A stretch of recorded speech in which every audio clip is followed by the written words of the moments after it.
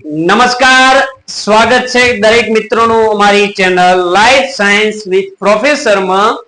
આપણે morphology of flowering plant એટલે કે સપુષ્પી વનસ્પતિની બાહ્યાકાર વિદ્યાની અંદર અત્યાર સુધી મૂળ, પ્રકાંડ અને પર્ણને જોઈ ચૂક્યા છીએ. હવેની જે થિયરી છે એ આપણા માટે ખૂબ જ ઇમ્પોર્ટન્ટ છે. કેમ? કારણ કે પુષ્પો વિશે આપણે ભણવાનું છે. તો પુષ્પોની વાત કરવામાં આવે તો એની અંદર એક આપણે ખૂબ જ ઇમ્પોર્ટન્ટ વિધાન આવે છે. વિધાનની વાત કરવામાં આવે કે જ્યારે તરુણ ભાગો વિકસે છે, જ્યારે તરુણ ભાગો વિકસે છે ત્યારે વાનસ્પતિક ભાગો પુખ્ત થાય છે.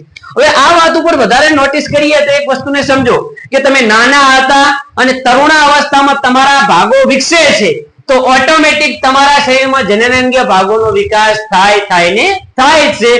તો વનસ્પતિ નાની હોય, છોડમાંથી જ્યારે વૃક્ષમાં કન્વર્ટ થતી હોય તો એની અંદર પુષ્પનું નિર્માણ થાય છે. પુષ્પ શું છે? એનો પ્રાજનિક ભાગ છે. માની લો કે વાનસ્પતિક ભાગ એટલે શું? પ્રાજનિક ભાગોની વાત કરી છે.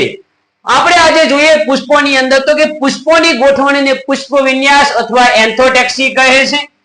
આ ખૂબ જ ઇમ્પોર્ટન્ટ વર્ડ છે તમારા માટે. આ પુષ્પો જે અક્ષુમ અથવા ધરી ઉપર ગોઠવાય છે જેને પુષ્પ વિન્યાસ તરીકે ઓળખવામાં આવે છે. શું કહેવાય? તો જે ધરી ઉપર ગોઠવાય છે એને એના ઉપર શું કરવામાં આવે છે કે એના ઉપરથી એની આપણે સંપૂર્ણ વર્ણન કરવાનું છે. બીજી વાત કરવામાં આવે કે આ પુષ્પ કાં તો એની ટોચ ઉપર કાં તો તેની કક્ષમાં ગોઠવાય છે. અથવા આપણે ધ્યાન આપો કે આ રીતે વનસ્પતિ છે કાં તો એની ટોચ હોય કાં તો એનીમાંથી જે કક્ષ એટલે કે શાખાનું નિર્માણ થાય છે તો એના ઉપર પુષ્પો ગોઠવાય છે. આ પુષ્પોની વાત કરવામાં આવે કે એમના પુષ્પ વિન્યાસને બે ભાગમાં ડિવાઈડ કરવામાં આવે. એક અપરિમિત ને બીજાને કહેવામાં આવે છે પરિમિત તરીકે ઓળખવામાં આવે છે. અને અપરિમિત પુષ્પ વિન્યાસની વાત કરવામાં આવે કે જેની અગ્રકલિકા પુષ્પમાં ફેરવાતી નથી. અગ્રકલિકા પુષ્પમાં ફેરવાતી નથી પણ પુષ્પો અગ્રાભિવર્તી ક્રમમાં એટલે કે આવી રીતે સાઈડમાં નિર્માણ પામે છે. એની અંદર ટોટલ એમણે અલગ અલગ 6 પાર્ટ કીધા છે. પહેલો છે એનું નામ છે કલગી. તો કે કલગી પુષ્પ વિન્યાસ એટલે શું? અપરિમિત પુષ્પ વિન્યાસ છે કે અક્ષ સામાન્ય રીતે લંબાયેલો હોય છે. અને કેવા પુષ્પો જોવા મળે છે? તો કે સદંડી પુષ્પો જોવા મળે. નોર્મલ રીતે સમજી લો કે આ અક્ષ આના ઉપર આ રીતે અક્ષ લંબાયેલો જોવા મળે અને સદંડી પુષ્પો જોવા મળે એટલે કે દંડ વાળા આવી રીતે પુષ્પો જોવા મળે છે. એક્ઝામ્પલ તરીકે રાઈ, ગલતોરો.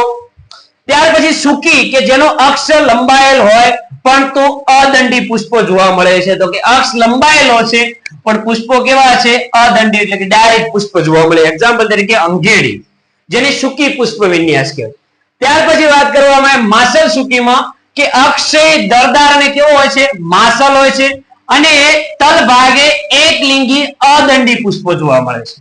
અને નર પુષ્પો અને માદા પુષ્પોની વચ્ચે ક્યારેક વંધ્ય પુષ્પો પણ જોવા મળે છે. અને અક્ષ સંપૂર્ણ રીતે નિપત્રથી ઢંકાયેલો હોય છે. તો એક આ વિશેષ છે. માસલ સુકી માટે વધારે આપણે ના એને જોતા સીધું એક્ઝામ્પલ કેળનું લખવાનું છે. કોનું લખવાનું છે? કેળનું એક્ઝામ્પલ લખવાનું છે. ત્યાર પછી વાત કરવામાં આવે નીલમ સુકી. તો કે નીલમ સુકીના પુષ્પો છે આવી રીતે લટકતા જોવા મળે વેલા જેવા કે જેમની ધરી નબળી અને કેવી હોય છે? લટકતી હોય છે અને એક લિંગી પુષ્પો જોવા મળે છે. એક્ઝામ્પલ તરીકે શેતુર અને બિલાડ ગુચ્છ. તો બિલાડ ગુચ્છ આમાં શું ઇમ્પોર્ટન્ટ આનો એક્ઝામ્પલ છે. ત્યાર પછી છત્રકની વાત કરવામાં આવે કે છત્રી જેવા પુષ્પો. તો એક્ઝામ્પલ તરીકે ડુંગળી. ત્યાર પછી બીજું અન્ય એક્ઝામ્પલની વાત કરવામાં આવે તો તમને વરિયાળી, જીરું, અજમો આવા બહુ ખાસ એક્ઝામ્પલ હોય કે જેનો અક્ષ કેવો હોય? સંકુચિત હોય. તો આ રીતે અક્ષ સંકુચિત થઈ જાય અને સળિયા જેવા સદંડી પુષ્પ. તો આ ટાઈપના રચના જોવા મળે છે. હવે આ ટાઈપનો જે પુષ્પ જોવા મળે અને શું કહેવામાં આવે છે? છત્રક તરીકે ઓળખવામાં આવે છે. અને તલ ભાગે શું હોય છે? તો કે નિપત્ર જોવા મળે છે. અને ત્યાર પછી છેલ્લો અપરિમિત પુષ્પ વિન્યાસની વાત જેને સ્તબક તરીકે ઓળખવામાં આવે કે અક્ષ ચપટો હોય છે અને બિંબ જેવો જોવા મળે જેને શું કહેવામાં આવે? પુષ્પાધાર કહેવામાં આવે છે. અને જેના ઉપર અદંડી પુષ્પો કેન્દ્રાભિસારી એટલે કે કેન્દ્રમાં ગોઠવાયેલા હોય છે અને કિનારી તરફના પુષ્પોને કિરણ પુષ્પક અને કેન્દ્ર તરફના પુષ્પોને બિંબ પુષ્પક તરીકે ઓળખવામાં આવે છે. અને આ પુષ્પાધાર છે નિપત્રથી કેવો હોય છે? તો કે વીંટળાયેલો હોય છે. એક્ઝામ્પલ છે એનું સૂર્યમુખી અને હજારી ગોટા. તો આ છે અપરિમિત પુષ્પ વિન્યાસ. હવે આપણે જોઈએ પરિમિત પુષ્પ વિન્યાસ. પરિમિત પુષ્પ વિન્યાસમાં જોવામાં આવે તો કે પરિમિત પુષ્પ વિન્યાસ એને કહેવામાં આવે કે જેની અગ્રકલિકા પુષ્પોમાં ફેરવાય. અપરિમિતમાં અગ્રકલિકા પુષ્પોમાં ફેરવાતી નથી. તો પરિમિત એકાકીયનો પ્રથમ ટાઈપ છે કે જેને ટોચ ઉપર એક જ પુષ્પ સર્જાય છે અને અક્ષ અને પુષ્પદંડ વચ્ચે આપણને ક્લિયર સાંધો જોવા મળે. તો આ રીતે એક વનસ્પતિ ઉગાડવામાં આવે અને એ વનસ્પતિની અગ્રકલિકા છે આવી રીતે પુષ્પમાં કન્વર્ટ થાય અને અક્ષ અને દંડ વચ્ચે આપણે ક્લિયર સાંધો જોવા મળે. તો આવા પ્રકારના પુષ્પને શું કહેવામાં આવે છે? તો કે પરિમિત એકાકી તરીકે ઓળખાય. એક્ઝામ્પલ છે જાસૂદ અને દારૂડી. તો જાસૂદને ખૂબ સારી રીતે આપણે જાણીએ છીએ. ત્યાર પછી વાત કરવામાં આવે કે એક શાખી પરિમિત પુષ્પ વિન્યાસ કે અક્ષને છેડે એક જ પાર્શ્વીય શાખાનું નિર્માણ થાય કે ઉપરનો ભાગ તો બની ગયો પુષ્પની અંદર પણ આમાંથી એક જ શાખાનું નિર્માણ થાય એ શાખા આગળ જતા પુષ્પનું નિર્માણ કરતી હોય તો એને એક શાખી પરિમિત પુષ્પ વિન્યાસ તરીકે ઓળખવામાં આવે છે. એનું એક્ઝામ્પલ છે એકતો વિકાસી કે એક જ તરફ પાર્શ્વીય શાખા વિકસે છે જેને હેમેલિયા તરીકે ઓળખવામાં આવે. તો કઈ રીતે થતું છે? તો નોર્મલ રીતે સમજો કે આ વનસ્પતિ વાય એના ટોચ ઉપર પુષ્પ, તો આ ભાગ હવે અહીંયા પણ એકાંતરે આવી રીતે સતત એક શાખાનું નિર્માણ કરે પ્રત્યેક આ પુષ્પો જોવા મળેલા આવી રીતે. આ ટાઈપની રચના છે એ કોની અંદર જોવા મળે? તો કે હેમેલિયામાં જોવા મળે છે.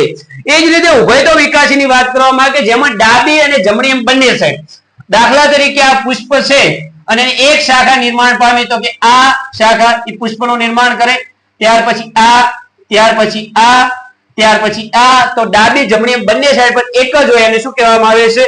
એક તો એક શાખી ઉભયતો વિકાસી તરીકે ઓળખાય. જેનું એક્ઝામ્પલ કોણ છે? હાથી સુંડી. એવી રીતે વાત કરવામાં આવે દ્વિશાખી તો કે મુખ્ય ધરી ઉપર આવી રીતે પુષ્પ સજાયા પછી બે સમાન અંતરે બે શાખાઓનું નિર્માણ થાય અને આ પણ પુષ્પ બનાવે આ પણ, તો દ્વિશાખી પુષ્પ કહેવાય.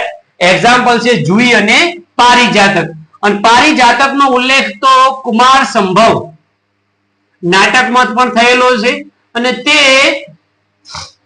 દરિયો જ્યારે વલોવવામાં આવ્યો તો દેવો અને દાનવો દ્વારા ત્યારે 14 રત્નોમાંથી એક રત્ન કોણ હતું? તો આ પારિજાતક વૃક્ષ હતું કે જેના પુષ્પો રાત્રિ દરમિયાન જ ખીલે છે. જેના પુષ્પો રાત્રિ દરમિયાન જ ખીલે છે. બીજી વાત કરવામાં બહુશાખી, તો બહુશાખીની મુખ્ય ધરી ઉપર એક કરતા વધારે આવી શાખાઓનું નિર્માણ થાય છે અને પ્રત્યેક શાખા પુષ્પનું નિર્માણ કરે. એક્ઝામ્પલ છે આંકડો, લાલકરણ વગેરે. તો આઈ હોપ કે તમને અમારું લેક્ચર આ બહુ સારું ગમ્યું હશે. હવે પછીનું લેક્ચર આવશે જેની અંદર આપણે પુષ્પ અને પુષ્પના અન્ય ભાગો, કલિકા અંતરવિન્યાસ તેમજ પ્રાજનિક ભાગો વિશે આપણે ડિટેલમાં અભ્યાસ કરીશું. તો મળીએ એક નવા અંદાજ સાથે. જય હિન્દ, જય ભારત.